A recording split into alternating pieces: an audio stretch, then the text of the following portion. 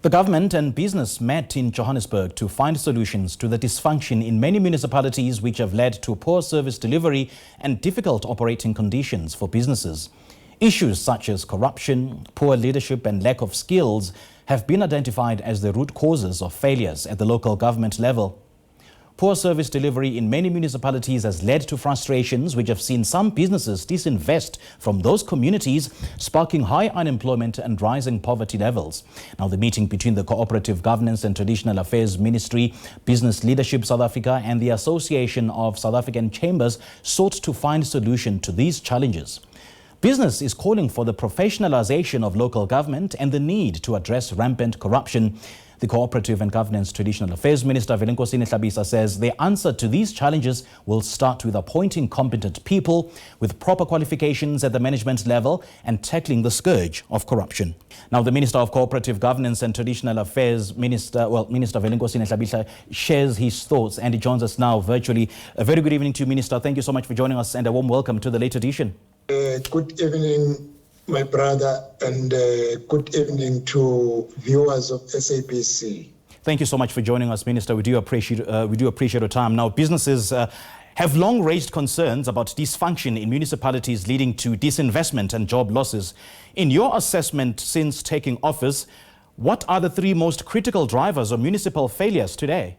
The first one is the deployment of people with not sufficient and relevant competencies. Second one, the amount and the rate of corruption. And the third one is when you have the political leadership as a mayor, deputy mayor, speaker, and exco not having sufficient competencies to lead the municipality in a transparent and accountable manner. Now, Minister, corruption, poor leadership and the lack of skills, as you've said, were identified as some of the root causes. So why have these issues persisted for so long, despite multiple interventions, despite some of the frameworks that you've seen, and despite national policies aimed at improving local government performance? Is it time that we start evaluating the presence or the existence of some of the public office bearers in your portfolio? Firstly, this comes at an appropriate time when there is a review of the white paper on local government, which is a foundation of the local government sphere. The review is going to question and come up with recommendations when it comes to the competencies for councillors who will be a political leadership of a municipality. This has never been a discussion, and there has never been firm recommendations that to become a mayor, you must have these competencies to ensure that you are able to comprehend everything and you can lead a strategic direction of the municipality. Yes, progress is underway in terms of employing competent people, but you know, my brother, you're coming from a background where cadre deployment has been a process. Nepotism, people employing their relatives without sufficient skills, and also bribery, people paying huge sums of money to occupy big position only to find that competencies are not there. Now, the law is regulating the appointment of senior managers, and we are all talking a language of professionalization of staff.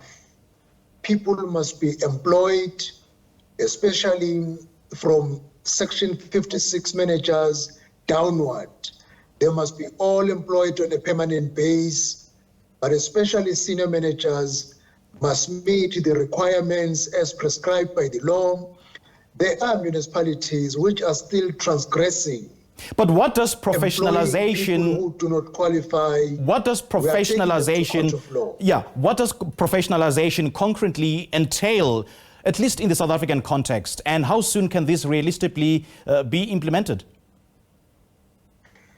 We have started with the professionalization. It means if you are going to be employed as a senior manager that reports to the municipal manager, you must have a degree, you must have 5 years experience at a middle management.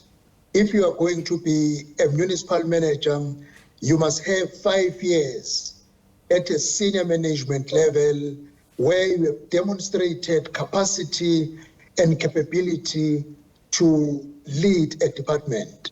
We are already in that phase now, but we are phasing out those people who were employed incorrectly. As I speak, there are a number of cases in the court of law where a municipality employed a person who did not perform in the interview, did not have the required skills, nor have a degree. And having said that, Minister, will your department consider amending legislation to make minimum qualifications legally binding for certain municipal leadership positions? And how would such enforcement work in such a scenario?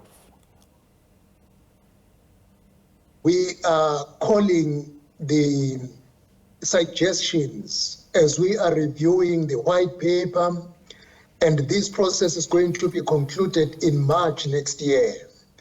It will be difficult to put requirements for a person to be a councillor because ward councillors are elected by the public.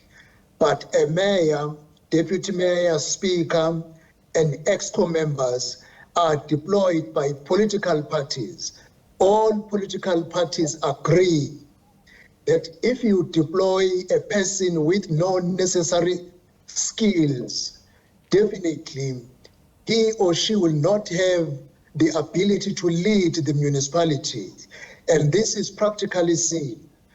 Dysfunctional municipalities, most of them are led by people with no sufficient skills. And functional municipalities, when you look at the mayor, look at the speaker, you realize the person is competent, is able to hold accountable the municipal officials, some of whom are doctors by qualification, have master's qualification.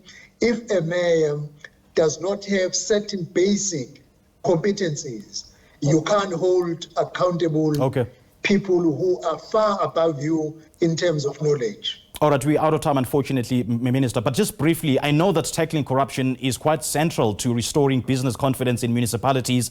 Let's talk about what new anti-corruption strategies or perhaps accountability mechanisms are being considered or are being employed to ensure that municipal officials who mismanage public funds face real consequences. And by real consequences, I'm not talking about commissions of inquiry, which will not see tangible results. No, commission of inquiry will see tangible results, so that I put that record straight.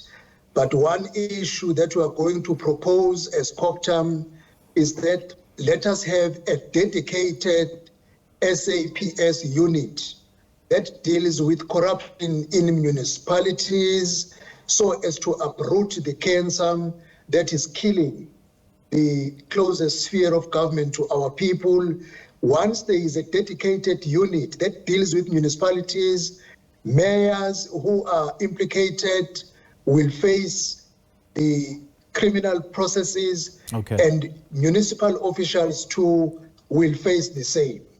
If there is this wing, we feel everybody will know that things have changed. It is no longer as it used to be in the past. All right, Minister, great chatting to you. Thank you so much for joining us this evening. Thank you very much.